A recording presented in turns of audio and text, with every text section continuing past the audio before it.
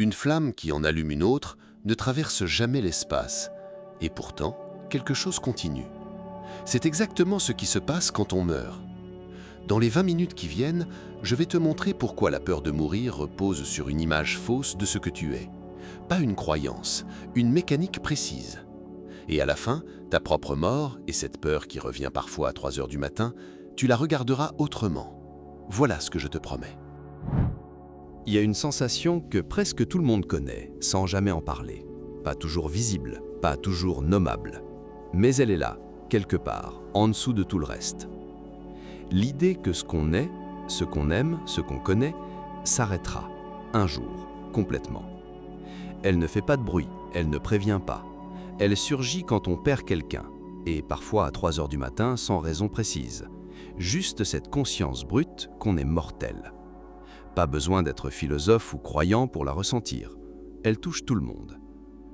Il y a une histoire ancienne qui dit ça mieux que n'importe quelle théorie. Une femme, Kissa Gotami, perd son enfant. Folle de douleur, elle porte le petit corps de maison en suppliant qu'on le ramène à la vie. On finit par l'envoyer voir le Bouddha. Il lui dit « Je peux t'aider. Rapporte-moi une simple graine de moutarde. » Mais elle doit venir d'une maison qui n'a jamais connu la mort.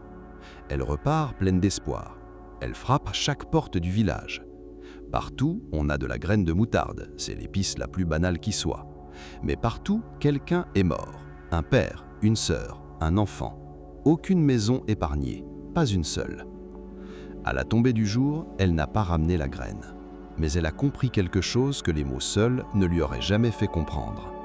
Sa douleur n'était pas une injustice qui la visait elle, c'était la condition de tout ce qui vit.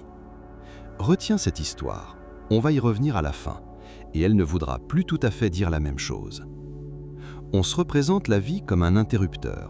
On s'allume à la naissance, on s'éteint à la mort, et entre les deux, il y a nous. Une ligne droite avec un début net et une fin nette. Cette image est simple, elle est rassurante. Et c'est précisément le problème, parce qu'une image simple n'est pas forcément une image vraie. Celle-là décrit la surface des choses, pas leur mécanisme réel. Le Bouddha a pointé autre chose.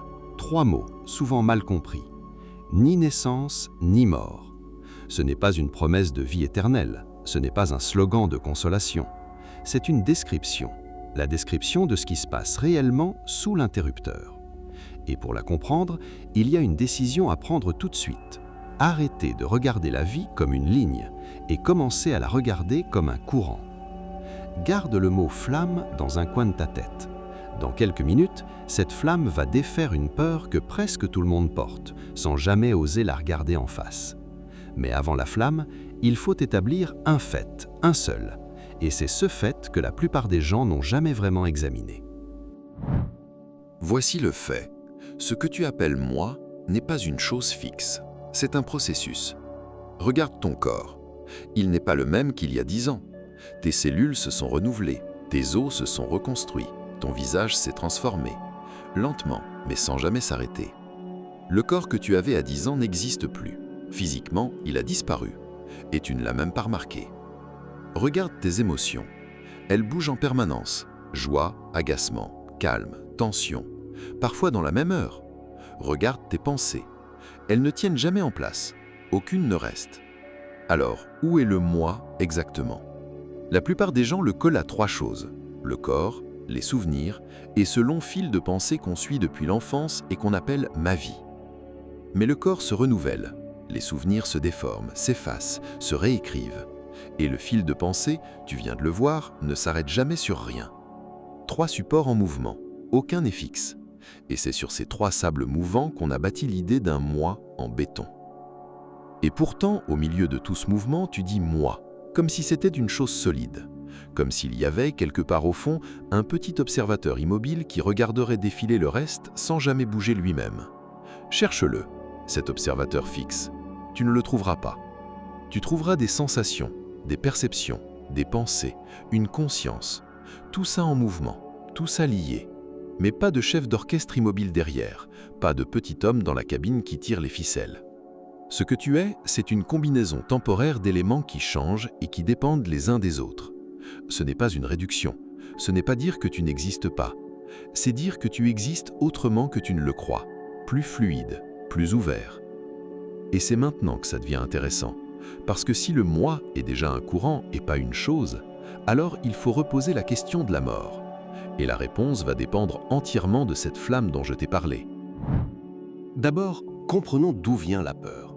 Précisément, sans approximation. La peur de mourir, c'est la peur d'une perte totale, la disparition complète de ce moi, l'annihilation, le noir, définitif. Mais regarde ce que cette peur suppose. Elle suppose qu'il existe un moi solide, fixe, qu'on pourrait perdre d'un coup, un objet stable qui s'éteindrait. La peur de l'annihilation repose entièrement sur l'idée d'une chose fixe à annihiler. Et c'est exactement cette idée qu'on vient de démonter. On a vu, point par point, qu'il n'y a pas de chose fixe. Il y a un courant. Voilà le mécanisme réel. La souffrance ne vient pas de la mort elle-même. Elle vient du fait qu'on s'accroche à quelque chose qui n'a jamais été fixe. On essaie de tenir ce qui, par nature, ne peut pas être tenu. Et c'est cet effort impossible qui crée la peur. Prends une image. Quelqu'un qui serre du sable dans son poing, de toutes ses forces, persuadé que serrer plus fort va le retenir. C'est l'inverse qui se produit. Plus il serre, plus le sable file entre ses doigts. La crispation ne protège rien. Elle ne fait qu'ajouter de la douleur à un processus qui, de toute façon, suit son cours. La vie est ce sable. Le moi est ce sable. Et la peur, c'est le poing qui se referme. Le Bouddha ne disait pas ça pour être sombre. Il disait l'inverse. Il disait « voici exactement où se trouve le nœud ». Et un nœud qu'on localise précisément, c'est un nœud qu'on peut commencer à défaire. Si cette manière de poser le problème commence déjà à déplacer quelque chose chez toi, abonne-toi à la chaîne maintenant et active la cloche. Pas pour la forme, parce que ce qui suit, la suite logique, c'est le cœur de la démonstration. Et c'est là que la flamme entre en jeu. Beaucoup de gens imaginent ce qui se passe après la mort comme une âme qui quitte un corps et entre dans un autre, comme on change de vêtements. Une chose fixe qui voyage d'un point à un autre. Cette image est fausse. Et elle est fausse pour une raison logique, pas pour une raison de croyance. Si une chose fixe voyageait d'une vie à l'autre, ça voudrait dire qu'il existe bien un moi permanent quelque part. Or, on vient d'établir le contraire. Les deux idées ne peuvent pas tenir ensemble. Il faut choisir. Et la réalité a déjà choisi. Alors, voici ce qui se passe vraiment. Prends une flamme. Avec elle, tu allumes une seconde bougie. Maintenant, observe précisément. Est-ce que la première flamme a sauté dans la seconde bougie? Non. Rien n'a traversé l'espace. Aucun objet ne s'est déplacé. La première flamme est restée à sa place. Et pourtant, la seconde flamme n'existerait pas sans elle. Il y a un lien direct, total, incontestable, mais ce lien n'est pas un transfert, c'est une continuation. Retiens ces deux mots parce que toute la compréhension tient dans la différence entre eux. Continuation, pas transfert. Mais alors, qu'est-ce qui continue concrètement? Pas une âme, pas un objet. Ce qui continue, c'est l'empreinte de ce que tu as fait. Chaque action posée avec intention, par le corps, par la parole ou par l'esprit, laisse une trace, une énergie. Le bouddhisme appelle ça le karma, et il faut le démystifier tout de suite. Ce n'est pas une punition cosmique, ce n'est pas une comptabilité morale tenue par un juge. C'est une mécanique de cause à effet. Une action laisse une potentielle, ce potentiel produit des effets, parfois tout de suite, parfois bien plus tard. Et c'est ce flux d'empreintes qui continue. Pense à un miroir. Place un objet devant lui avec de la lumière et une image apparaît instantanément. Cette image n'a pas voyagé, elle n'a pas traversé l'espace pour rejoindre le miroir, elle est apparue parce que les conditions étaient réunies. La conscience fonctionne pareil. Pas un objet qui se déplace, une apparition qui dépend de ses conditions. Au moment de la mort, c'est ce qui se produit. Le dernier instant de conscience devient la condition directe de l'instant suivant, comme la chaleur de la première flamme devient la condition de la seconde. Pas de voyage, pas d'objet qui se déplace, pas d'intervalle. Une relation de cause à effet immédiate. Ce qui continue, ce n'est donc pas toi, au sens où ta personnalité actuelle resterait intacte de l'autre côté, mais ce n'est pas non plus un parfait étranger sans aucun lien avec ce que tu as été. C'est une continuation, comme une rivière qui change de paysage, de couleur, de vitesse et qui reste une rivière. Et maintenant, le point le plus retors, celui qui prend du temps à s'installer. Ce qui rend cette continuation possible, c'est précisément l'absence de moi fixe. Je t'explique pourquoi dans un instant, et tu vas voir que c'est l'inverse exact de ce que la peur te raconte. Derrière la flamme, il y a un système. 3 réalités. Elles fonctionnent ensemble. Première réalité, l'impermanence. Tout change, sans exception. Le corps, les émotions, les pensées, les étoiles, les empires. Rien ne reste identique d'un instant à l'autre. Ce n'est pas une humeur triste, c'est une observation exacte. Deuxième réalité, pas de moi séparé. On l'a déjà établi. Ce qu'on appelle une personne, c'est un assemblage en mouvement, sans noyau fixe. Pas de spectateur immobile au fond. Troisième réalité, la plus difficile et la plus libératrice, rien n'apparaît de nulle part, rien ne disparaît dans le néant absolu. Tout existe parce que des causes et des conditions se réunissent. Une plante pousse parce qu'il y a une graine, de la terre, de l'eau, de la lumière. Retire une condition, la plante ne pousse pas. Elle ne naît pas d'elle-même. Elle ne naît pas non plus de rien. Assemble les trois et la conclusion tombe d'elle-même. Si tout change, si rien n'est fixe, si tout dépend de causes, alors la naissance et la mort ne sont pas des commencements et des fins absolus. Ce sont des moments dans un flux qui, lui, ne s'arrête pas. Regarde une vague. Elle se forme, elle monte, elle se brise, elle disparaît. Tu dirais qu'elle est née et qu'elle est morte. Mais l'eau, elle, n'est ni née ni morte. Elle s'est élevée puis rabaissée. La vague, c'était une forme temporaire que l'océan a prise un instant. Naissance et mort décrivent la forme, pas le fond. Et toi, tu n'es pas la vague que tu crois être. Tu es aussi l'eau. Et voilà la réponse au point retors de tout à l'heure. C'est l'absence de fixité qui permet la transformation. Si tout était figé, rien ne pourrait jamais se transformer. Une chose fixe ne peut que se briser. C'est parce que tu n'es pas un objet figé que quelque chose en toi peut continuer. Le bouddhisme appelle ça la vacuité. Et attention au contresens, ce n'est pas le néant, c'est l'espace ouvert qui permet le mouvement. Le même espace qui permet à une flamme d'allumer une autre. Maintenant, il faut être honnête sur un point, parce que c'est là que beaucoup de discours dérapent, pas celui-ci. La mort, dans cette perspective, n'est pas une fin, c'est une dissociation. Les éléments qui formaient temporairement une personne se défont. Le corps retourne à ses composants. Il reprend sa place dans le monde physique. Le courant profond, lui, continue. Et maintenant, accroche-toi. Parce que je vais te dire quelque chose que beaucoup de vidéos spirituelles évitent soigneusement de dire. Et là, un point intéressant. La physique a ses propres lois de conservation. L'énergie ne se crée pas, ne se détruit pas. Elle change de forme. La matière de ton corps, après la mort, retourne littéralement dans les cycles naturels. Des atomes qui existaient bien avant toi et qui continueront bien après, dans d'autres configurations. Mais voici la règle que je m'impose, et elle est non négociable. Je ne vais pas te dire que la science prouve le bouddhisme, ce serait faux. La science ne confirme pas la continuité de la conscience après la mort du cerveau. Prétendre le contraire serait de mentir. Ce qu'on peut dire exactement, c'est ceci. La physique et le bouddhisme partagent une même résistance à une idée. L'idée que quelque chose pourrait surgir du néant pur ou disparaître dans le néant absolu. Une consonance, pas une preuve.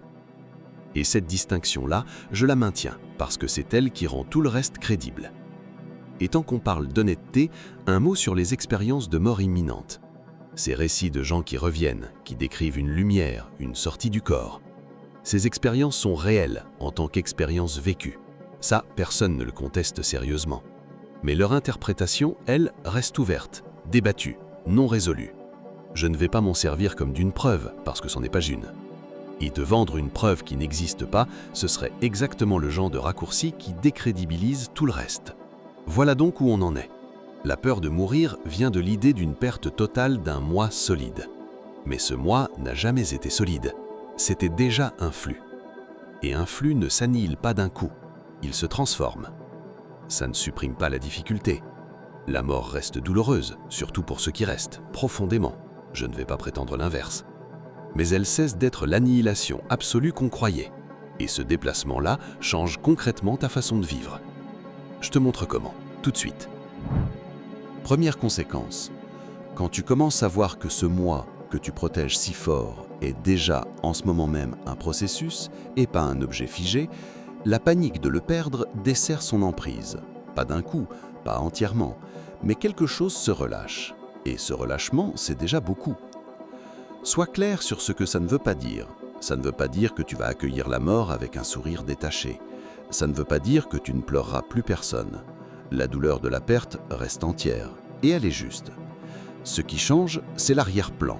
Cette terreur sourde de l'annihilation totale, celle de 3 heures du matin, perd un peu de sa prise, parce que tu cesses de croire qu'il existe un objet fixe à annihiler.